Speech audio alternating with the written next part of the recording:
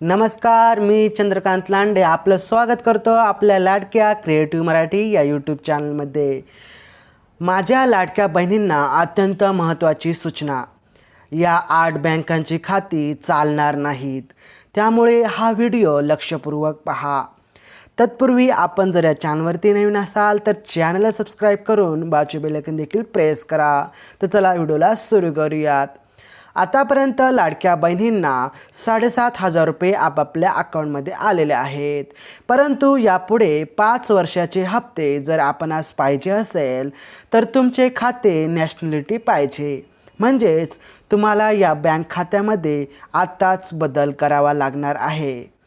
तुमचे बँक खाते नॅशनॅलिटी नसेल तर तुमचे यापुढचे जे हप्ते आहेत लाडक्या बहिणीचे 5 वर्षाचे, ते हप्ते तुम्हाला भेटणार नाहीत।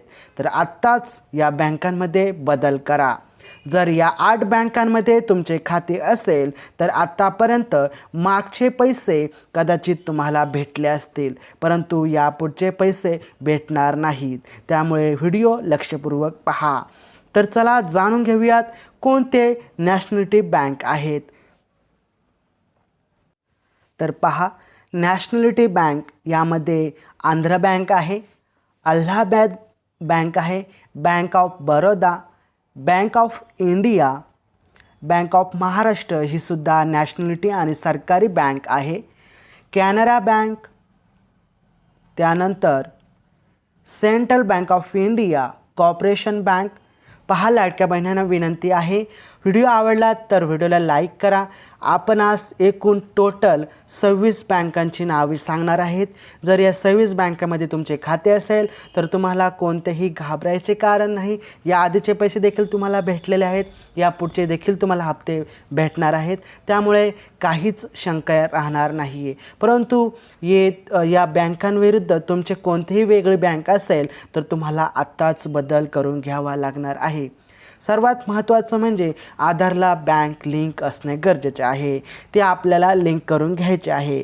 जर बँकवाले लिंक करून घेत नसतील तर आपल्याला व्हिडिओ पाहिजे असेल तर व्हिडिओ कमेंट बॉक्समध्ये व्हिडिओ तुम्हाला बनवून देईल, व्हिडिओ तुम्हाला नवीन तयार करून देईल, तुम्ही पाहू शकता। तर चला पुढे जाऊयात। 9 आहे Dena bank, Indian bank, Indian overseas bank ही सुद्धा नॅशनल बँक आहे, oriented bank of commerce, Punjab national bank, त्यानंतर Punjab and Sindh bank, syndicate bank, UCO bank ही सुद्धा नॅशनल गव्हर्नमेंट बँक आहे, युनियन बँक ऑफ इंडिया ही सुद्धा बँक आहे, ही सुद्धा आपल्याला गव्हर्नमेंट बँक आहे। यामध्ये देखील आपल्याला काही चार्जेस वगैरे लागत नाही खातं ओपन करण्यासाठी। United bank of India, Vijaya bank, IDBI bank, त्यानंतर स्टेट बँक ऑफ इंडिया म्हणजेच SBI, state bank of Hyderabad, त्यानंतर state bank of Bikaner Jaipur, त्यानंतर स्टेट बँक ऑफ पटिया, त्यानंतर स्टेट बँक ऑफ महाराष्ट्र, नंतर स्टेट बँक ऑफ ट्रॅव्हल्स।